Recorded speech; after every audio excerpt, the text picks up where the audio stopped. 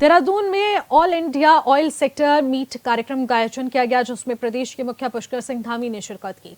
इस मौके पर कार्यक्रम में राज्य के विकास से जुड़े एक डॉक्यूमेंट्री भी दिखाई गई। वहीं कार्यक्रम को संबोधित करते हुए सीएम धामी ने कहा कि पीएम मोदी के नेतृत्व में उज्ज्वला गैस योजना ने पूरे देश में एक क्रांति कर दी है और मातृशक्ति को धुएं से मुक्ति मिल चुकी है।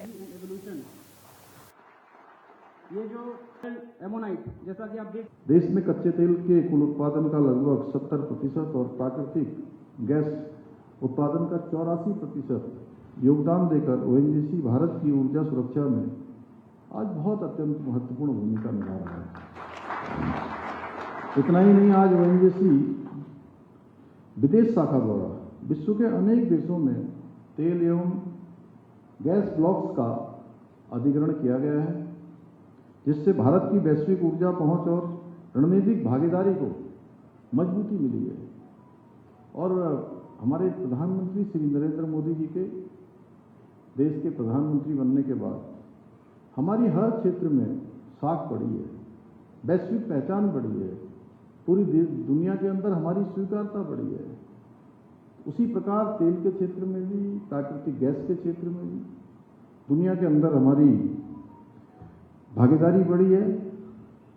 साथियों, प्रधानमंत्री जी ने आत्मनिर्भर और विकसित भारत का संकल्प हम सबके सामने रखा है।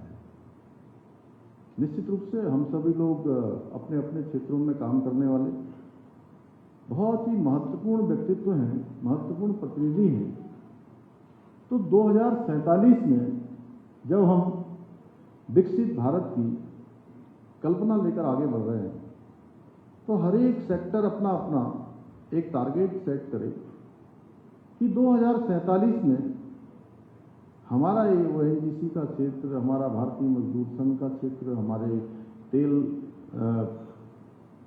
ऑयल सेक्टर, वो किस प्रकार से अपना टारगेट सेट करके उस टारगेट को अचीव करेगा, कैसे उस टारगेट तक पहुंचेगा। तो अगर हर एक सेक्टर, मैं केवल तेल सेक्टर की बात नहीं कर रहा हूं, तेल सेक्टर के अतिरिक्त भी अगर हम कहते हैं कि प्रधानमंत्री जी के नेतृत्व में हमने संकल्प लिया है कि विकसित भारत बनेगा। विकसित भारत कब बनेगा साथियों?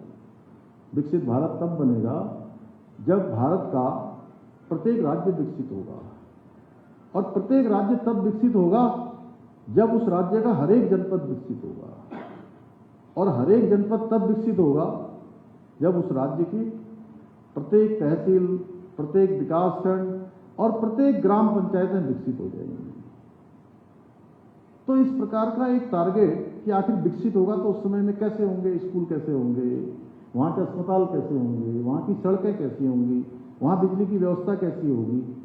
और इस तेल के क्षेत्र में हम जो अनुसंधान कर रहे हैं, रिसर्च कर रहे हैं, साइंस एंड टेक्नोलॉजी का हम उपयोग कर रहे हैं, तो हमारा उस समय का स्तर क्या होगा, उस समय हमारी वर्किंग